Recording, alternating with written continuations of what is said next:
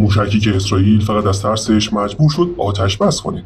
این جمله شاید اغراق آمیز به نظر برسه، اما وقتی دقیق‌تر نگاه می‌کنیم متوجه میشیم که واقعیت پشت این ادعا پیچیده‌تر از اون چیزیه که در نگاه اول به ذهن میاد. ایران در درگیری 12 روزه مجموعی از موشک‌ها رو شلیک کرد که خیلی از اونها رو قدیمی‌تر و حتی آزمایش شده و قدیمی می‌دونستن، اما همین موشک‌ها کافی بود تا تل‌آویو برای چند روز در حالت آماده باش کامل و فرار قرار بگیره و در نهایت یک آتش بس پذیرفته شد.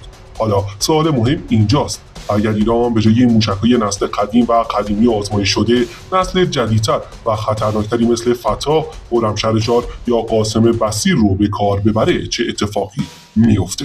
قبل از هر چیزی و بررسی این موضوع بیایید یک مروری روی اتفاقات اخیر داشته باشیم.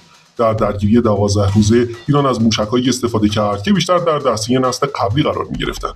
این موشک‌ها از نظر سرعت و فناوری نسبت به نمونه‌های جدیدتر ایران عقب‌ترند، اما برای ایجاد فشار سیاسی و نظامی کافی بودند.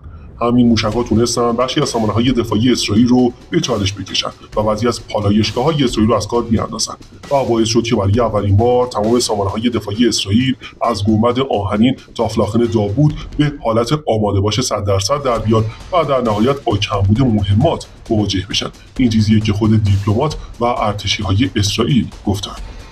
اما قبل از هر چیزی یک نگاهی هم به قدرت دفاعی اسرائیل داشته باشیم.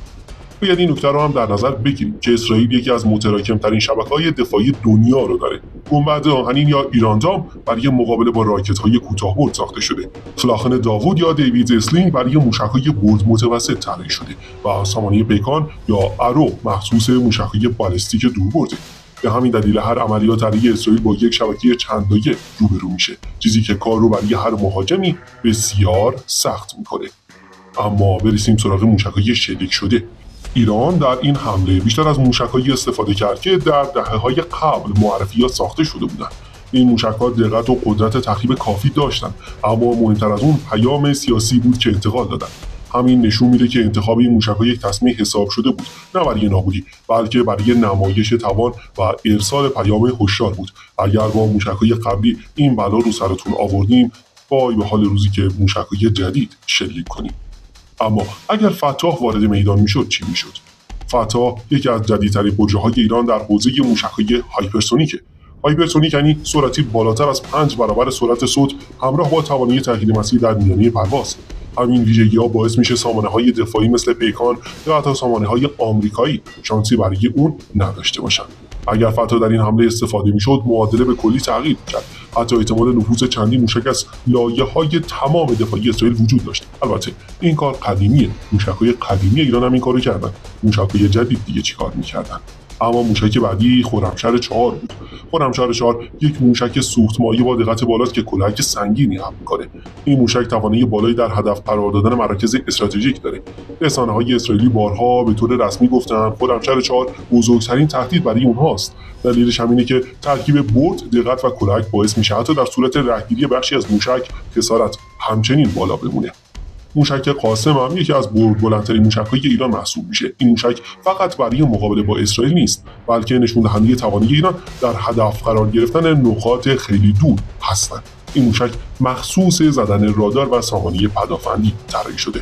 همین ویژگی باعث میشه حضور این موشک بیشتر در ابزار بازدارندگی استراتژیک باشه تا یک نمایش. اما چرا آتش بس پذیرفته شد؟ خیلی‌ها میپرسن چرا بعد از چندین روز درگیری ناگهان دو طرف به آتش بس رضایت دادن. البته ایران که آتش بس رو قبول میکرد، اسرائیلی که جنگ طلبه چرا این کارو کرد؟ پاسخ اینه که هر دو طرف نشون دادن توانایی بالایی برای ادامه درگیری دارن، اما هزینه‌ها به سرعت بالا میرفت. ایران هنوز از نسل جدید موشکش هم استفاده نکرده بود، اما ضربه سنگینی زده بود. همین واقعیت ساده یعنی اینکه توان واقعی هنوز وارد میدان نشده، خودش یک عامل برای پایان دادن به این تنش بود.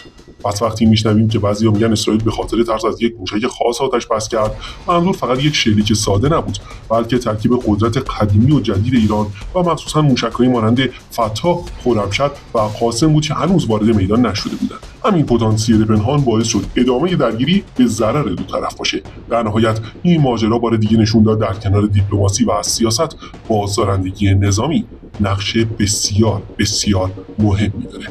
نظر شما درباره قدرت موشکی ایران و قدرت پدافندی اسرائیل چیه؟ نظرتون رو برای ما کامنتش کنید. حتما هم کانال رو سابسکرایب کنید تا ویدیوهای بعدی رو از دست ندید.